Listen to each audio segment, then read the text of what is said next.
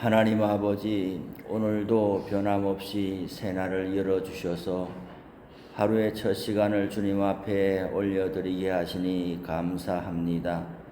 분주한 일상으로 들어서기 전에 찬송과 말씀과 기도로 주님과 교제하게 하시고 주님의 뜻을 구하게 하시니 감사합니다.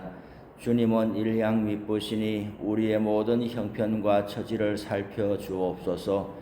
요즘 부쩍 감기로 인해 병원에 출입하는 분들이 많이 있사오니 몸져 눕지 않도록 지켜주옵소서.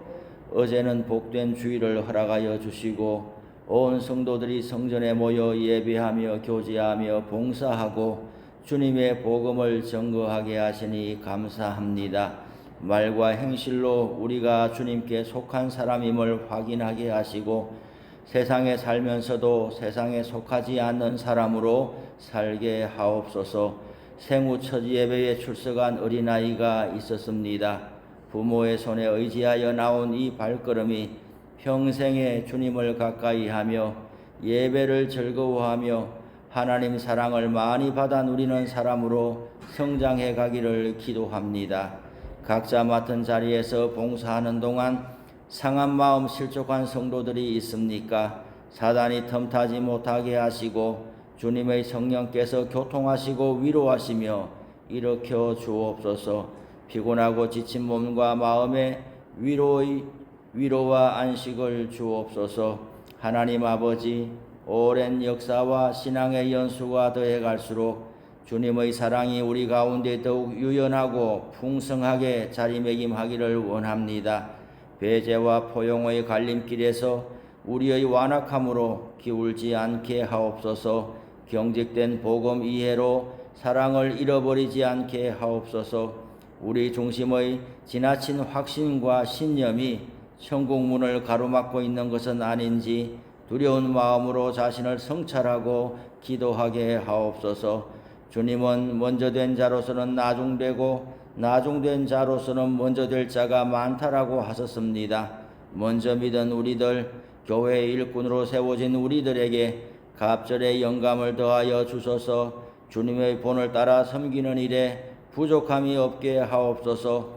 우리의 육신과 인간적인 열정으로는 영적인 일을 감당할 수가 없사오니 날마다 신령한 은혜와 양식을 공급하여 주시고 주님의 성령으로 충만하게 하옵소서.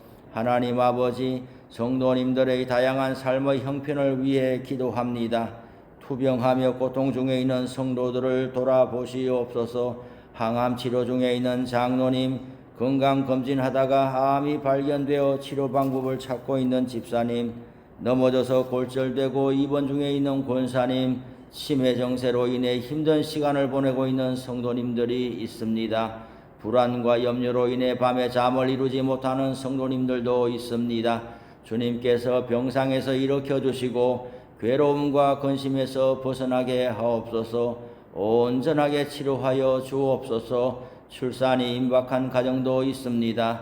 아이와 산모가 모두 건강하게 하시고 새 생명 주심으로 인해 온 가족이 기뻐하고 감사하는 날을 맞이하게 하옵소서. 대학 진학과 장래 진로를 위해 기도하고 있는 자녀들에게 기회의 문을 활짝 열어 주옵소서.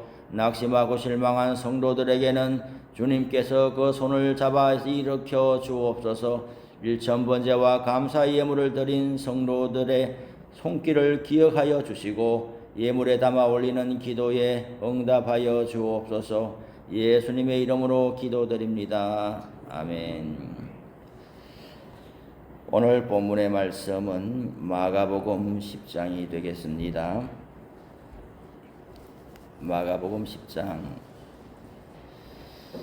마가는 이제 9장 30절부터 50절까지에 있는 단락에서는 제자들과의 대화를 통해 예수님께서는 교회가 어떠한 가치관을 가져야 하는가를 말씀해 주셨고, 오늘 본문에서는 바리새인들과의 대화를 통해서 우리 믿는 사람들이 어떤 태도로 또 이 사회생활을 해야 되는가, 또 교회가 지켜나가야 될 그런 중심은 무엇인가에 대하여 말씀하고 있습니다. 우선 1절부터 12절까지 우리 다 같이 한 목소리를 읽겠습니다.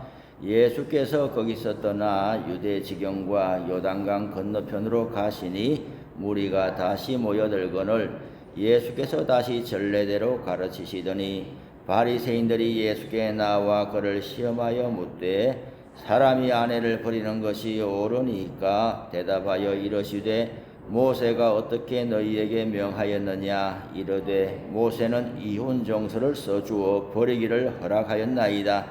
예수께서 그들에게 이르시되 너희 마음이 완악함으로 말미암아 이 명령을 기록하였거니와 창조 때로부터 사람을 남자와 여자로 지었었으니 이러므로 사람이 그 부모를 떠나서 그 둘이 한 몸이 될지니라. 이러한즉 이제 둘이 아니요 한 몸이니 그러므로 하나님이 짝지어 주신 것을 사람이 나누지 못할지니라 하시더라. 집에서 제자들이 다시 이를 물으니 이르시되 누구든지 그 아내를 버리고 다른 데에 장가드는 자는 본처에게 간음을 행함이요 또 아내가 남편을 버리고 다른 데로 시집가면 간음을 행함이니라. 당시에 이혼에 대해서 모세율법에는 여성들이 존중받지를 못하는 그런 시대였습니다. 그래서 오늘 성경에도 모세는 이혼 정서를 써주어 버리기를 허락하였나이다. 사람을 버린다. 남편이 일방적으로 아내를 버릴 수 있게 그게 가능하도록 모세율법에 기록되어 있고 그럴 때에 이혼 정서를 써주어라. 이 사람은 이혼한 사람이다. 내가 이 사람을 버렸다. 여성의 입장에서는 나는 버림받은 사람이다. 그런 표식을 가지게 하니 요즘 입장에서 보면은 얼마나 이게 어려운 이야기예요. 참 납득하기 어려운 이야기인데 당시에는 그렇게 되어 있다는 것이죠. 그러면서 율법에 이렇게 되어 있으니까 이혼하는 것이 마땅하지요. 예수님은 어떻게 생각합니까? 이렇게 묻고 있는 거예요. 참 사람의 마음이 이래요. 뭐든지 자기 중심적으로 꼭 생각을 한단 말이죠. 뭔가 말을 하면 그 말의 원뜻이 뭐겠느냐, 어떤 맥락에서 이야기하는 것인가를 잘 들어야 하는데 그 자꾸적인 것을 가지고 받아들이다 보니까 우리 일상생활에서도 언쟁이 일어날 때가 많은 것 아니겠어요? 그러면은 서로 간에 바로 잡으려고 해도 말이 되지를 않아요. 내 말은 그런 뜻이 아니다. 분명히 내가 들었다 그래 말하는 거. 서로 간에 접점이 없어요. 왜 그것을 말했느냐? 법이 중요하죠. 법. 특별히 이 유대인들은 율법에 목숨을 거는 사람들이라. 왜 율법에 목숨을 거느냐 하면 우리가 율법을 잘 지키지를 못해서 하나님의 심판을 받고 이렇게 오랜 세월 괴로움을 당하니 이제라도 하나님의 법을 잘 지켜서 하나님의 심판이 떠나가고 우리도 다시금 좋은 나라로 회복시켜 주실 것을 그 간절히 소망하는 거거든. 그러니 모세율법에 이렇게 되어 있지 않느냐 그 말을 자주 해요. 법이 중요해요. 요새도 법대로 해야 되는데 지금 우리 사회도 그렇지 않아요. 지금 돌아가는 이 상황이 법대로 한다 그러는데 재판장을 보고 너는 법 다 지키는 사람이냐? 뭐 어떻게 되겠어요? 이렇게 되면. 그런데 법을 만들 때에 그 법에 맥락이 있는 거잖아요. 맥락이 있어요. 사람이 인간 세상에 법으로 다 커버가 되겠습니까? 안 돼요. 5만 가지의 법을 만든다고 한들 아주 미세하게 들어가면은 그 법 조항을 찾아낼 수가 없어요. 그래서 우리 교회 법, 또 우리 교회 정치에서도 그 유권 해석을 내리지 않아요. 명시적으로 법 조항에는 없는데 이런 일이 발생했으니 어떻게 하면 되겠느냐 하면 이미 만들어진 그 법 조항을 자세히 들여다보고 명시적으로 법 조문에는 없지만은 아하 이런 맥락에서 법을 만들었으니 우리가 이 사항은 이렇게 결정하는 것이 좋겠습니다. 그런 거죠. 우리 가까이에 뭐가 있겠어요? 자, 세습이라는 거예요. 교회 세습에 대해서 요새는 또 이슈가 뭐 다 아니지만 한참 또 서로 물고 뜯을 때가 있었어요. 그래서 법에다가 만들어 놨거든요. 사위도 안 되고 아들도 안 된다. 바로 안 된다. 바로 안 되면 어디 갔다 오면 되느냐. 바로 안 되면 허수아비 한 명 세워놨다가 한 1년 만에 내보내고 그 다음에 오면 세습 아닌 거냐. 어떻게 생각하세요? 법은 맞죠? 법은 지킨 거잖아요. 바로 70세 은퇴하면서 내 아들에게 물려주지 않고 분명히 다른 사람을 세웠다가 그 다음에 정식으로 이렇게 오면은 세습 아니잖아요. 세습을 방지하기 위해서 법을 세워놨는데 그렇게 하면은 갸우뚱 하면서 법을 지킨 것은 같으나 뭔가 석연치 않은 법이에요, 법. 그렇다고 해서 그러면은 제 아는 분들도 마찬가지예요. 아버지가 개척해서 한 30년 목회했는데 교회가 잘 안 돼요. 누구도 받을 사람이 없어요. 오라고 하니 아무도 올 사람이 없어요. 교회를 문 닫을 거냐? 어떻게 교회를 문 닫겠어요? 그래도 몇 명이라도 10명이라도 성도가 있는데 그래서 저기 공부하겠다고 유학가 있는 아들 보고 너 와서 아빠 교회 받으라. 싫은데요. 너 아니면 받을 사람이 없다. 나는 유학도 하고 여기 이민교회 와서 자리 잡았는데요. 너 교회는 갈 사람 많고 아빠 교회는 올 사람 없다. 너 와라 이래가지고. 이거는 또 세습이니까 너는 헌법을 어겼고 위반했다. 불법을 행하는 자야. 이래 말하는 사람은 세상에 한 명도 못 봤어요. 한 명도 못 봤어요. 그럼 뭐냐? 법은 법인데 어떤 법은 사람에게 이 불법을 행하는 자야 이렇게 하고 어떤 법은 불법을 행했는데 너 잘했다 잘했어. 너 참 잘했어. 그래서 법대로 하자는 게 참 맞는 이야기가 아니에요. 법치주의로 가야 되지만은 법 하는 게 참 올무가 될 때가 사람이 사는 세상에 법이 있어야 되지만은 교회 일에 있어서도 법 조문을 들여다보지 않으면 제일 좋습니다. 우리 교회 내규에 뭐라고 쓰여 있느냐 들여다보지 않으면 제일 좋아요. 일단 한번 넘겨보자. 총회 헌법, 노회법, 교회법에 뭐라고 돼 있냐 이렇게 안 되면 제일 좋아요. 우리들끼리 교회 안에서 사회법을 지켜가면서 서로 간의 성도들의 정서에 부합한 그런 결정들을 내려가면은 제일 좋다는 거죠. 오늘 성경의 바리새인들은 꼭 법에 이렇게 돼 있으니까 선생님 예수님 생각은 어떠냐 물을 때 예수님께서 인간의 완악함으로 인하여 모세가 그렇게 기록했지만은 본래 하나님의 뜻은 그렇지 아니하다. 남자나 여자나 다 동등하고 귀한 사람들이고 누가 누구를 버려서도 안 되고 하나님이 짝지어 주신 것을 사람이 나누지 못한다. 그렇게 했어요. 그러니 집에 갔더니 제자들이 다시 묻습니다. 10절에서 12절에 보면 다시 물으니까 예수님께서 새롭게 말씀하여 주신 것이죠. 이혼을 허락해 놓은 것은 자 보세요.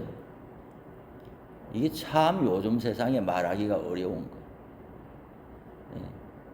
우리 가운데도 아들이나 딸이나 아니면 뭐 사돈 관계나 어떻게든 친척 집안 중에서 이제는 많은 경우에 이런 일이 발생하기 때문에 두 달이 거쳐서 한 군데 쉽게 만날 수 있어요. 이런 사례들을. 그래서 좀 마음에 상하고 괴로움이 있고 또 그렇죠. 그래서 성경을 자꾸적으로 이렇게 하면서 평생에 이제 그 올무가 되고 그래 슬퍼하면서 살아가는 사람들도 있을 거란 말이에요. 어떤 법과 제도보다도 하나님은 우리의 1순위는 뭐예요? 우리의 신앙생활의 가치관 1순위는 뭐냐고요? 모든 법을 초월하는 1순위는 뭐냐고요? 이혼에 대한 법, 뭐에 대한 법, 뭐에 대한 법, 뭐 성경을 덜쳐가면서 많은 것을 찾아낼 수 있지요. 무슨 법까지 가지 않아도 성경 66권만 해도 신구약을 넘나들면서 우리가 많이 찾아낼 수 있어요. 우리 삶에 대한 그런 기준들을. 그 모든 곳을 초월하는 제1번 상위법이 뭐냐고요.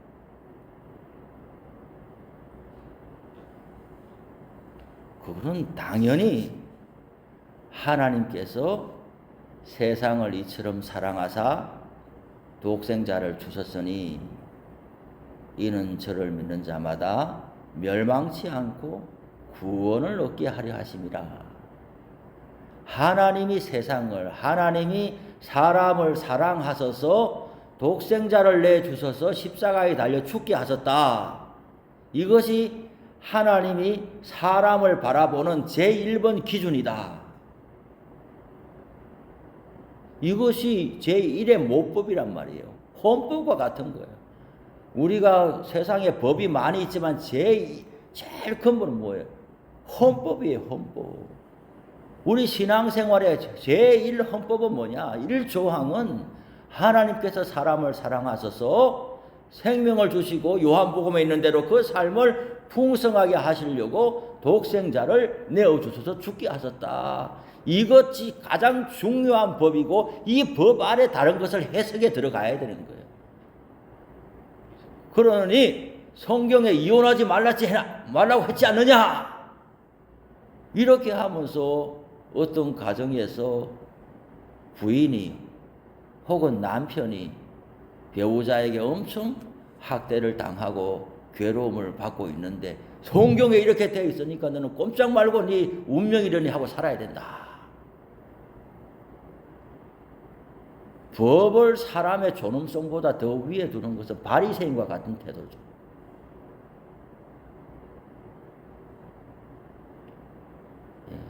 동의하지 않을 분들이 있을 수 있지만은 저는 그렇게 보는 거예요. 인간의 정서로 뭐 나는 그렇지 않으니까 우리 가정에는 그런 사람이 없으니까 우리 가정에는 그런 경우가 없으니까 아주 냉철하게 독수리의 눈을 가지고 사람이 그러면 되느냐?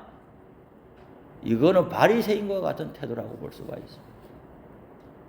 나에게 그렇지 않더라도 그렇지 않은 어떤 일을 만난 사람을 보고 긍휼과 자비의 마음을 가져야 되는데 그것이 기본적으로 하나님께서 무슨 마음을 가지고 있느냐 이걸 가지고 사람을 보고 대해야지 사람이 살지 법을 지키기 위해서 사람이 죽으면 되겠느냐 그게 무슨 법인데 그게 도대체 하나님께서 주신 무슨 법인데 그 법을 지키기 위해서 사람을 죽여야 되느냐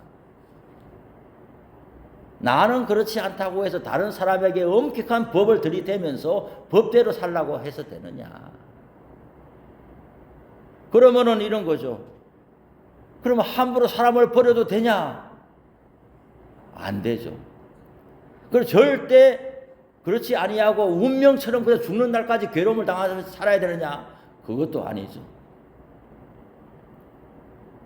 쉽게 한쪽을 선택할 수는 없지만은 기본 정신은 명확하다라는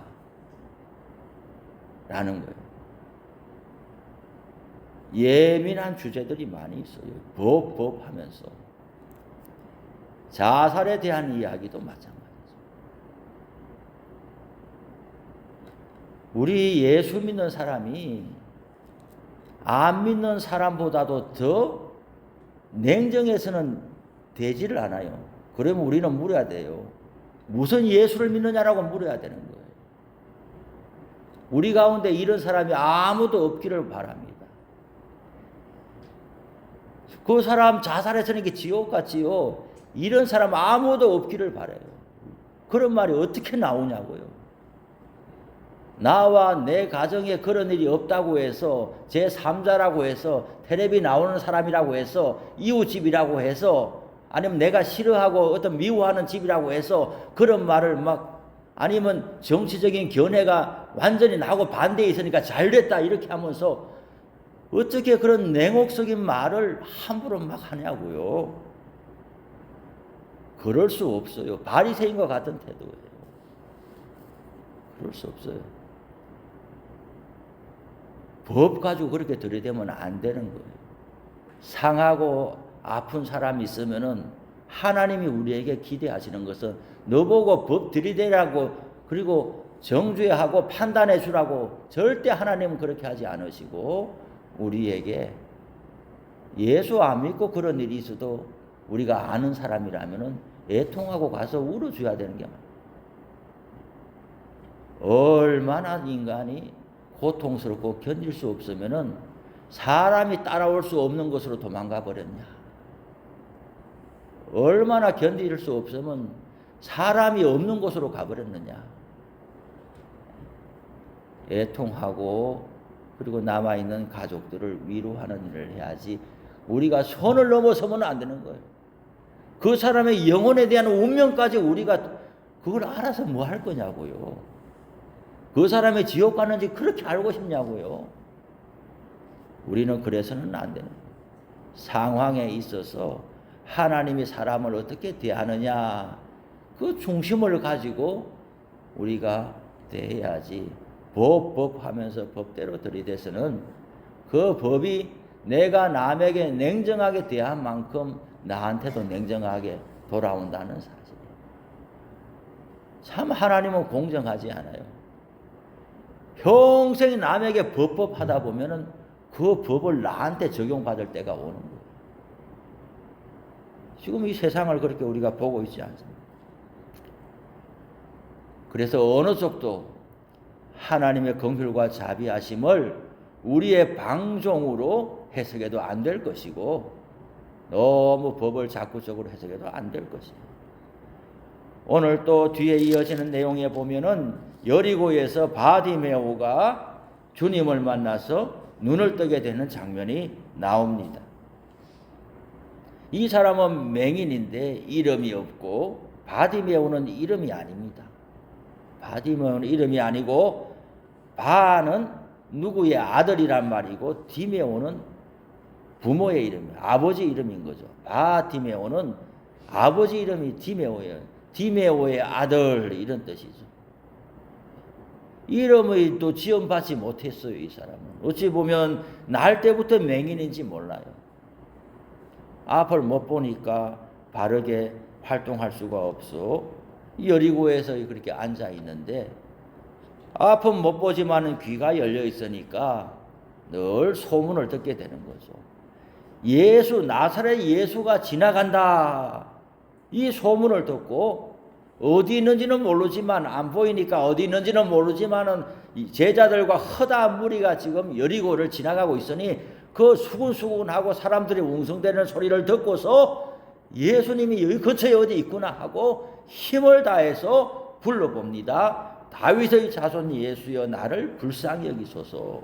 힘을 다해서 부르니까 사람들이 조용하라고 지금 이렇게 유명한 분이 지나가는데 네 따위가 무슨 지금 뭐 불러냐고 이렇게 하면서 완전히 그냥 잠잠하라고 꾸짖는데 이 사람은 꾸짖음을 들으면 들을수록 가까이 왔구나 이렇게 하고 더 크게 소리 질러서 다윗의 자손 예수여 나를 불쌍히 여기소서라고 하니 예수님께서 누구냐 그를 데려와라 네가 뭘 원하느냐 고쳐주시는 거예요. 하나님 앞에서 우리가 타겟이 분명해야 되는 거예요. 우리의 기도도 뭘 구하느냐 예수님이 물을 때에 할 말이 분명해야 되는 거예요. 믿기는 믿는데 친구 따라 이렇게 따라다녀서는 안 되고 분명하게 내가 뭘 믿는지 알고 믿어야 되고 기도도 타겟이 분명하고 이 간절함이 우리에게 있어야 됩니다. 이것 아니면 안 된다는 간절함이. 우리는 자기 중심적으로 기도하지 말라 그러지만은 배고픈 사람이 내가 양식을 주십시오라고 하는데 너는 왜 네 마음대로 기도하냐 이런 주님이 아니란 말이죠. 앞을 못 보는 사람이 기도하는데 보게 해달라고 하는데 너는 왜 육신을 위해서 기도하느냐 이럴 주님이 아니라는 말이죠. 그러니 기도하는 타겟이 분명하게 있어야 된다. 주님은 우리를 불쌍히 여기시는 분이다. 오늘 이 말씀이 우리 모두에게 은혜가 되시기를 바랍니다. 주기도문 합시다. 하늘에 계신 우리 아버지, 아버지의 이름을 거룩하게 하시며 아버지의 나라가 오게 하시며 아버지의 뜻이 하늘에서와 같이 땅에서도 이루어지게 하소서. 오늘 우리에게 일용할 양식을 주시고 우리가 우리에게 잘못한 사람을 용서하여 준 것 같이 우리 죄를 용서하여 주시고 우리를 시험에 빠지지 않게 하시고 악에서 구하소서. 나라와 권능과 영광이 영원히 아버지의 것입니다. 아멘.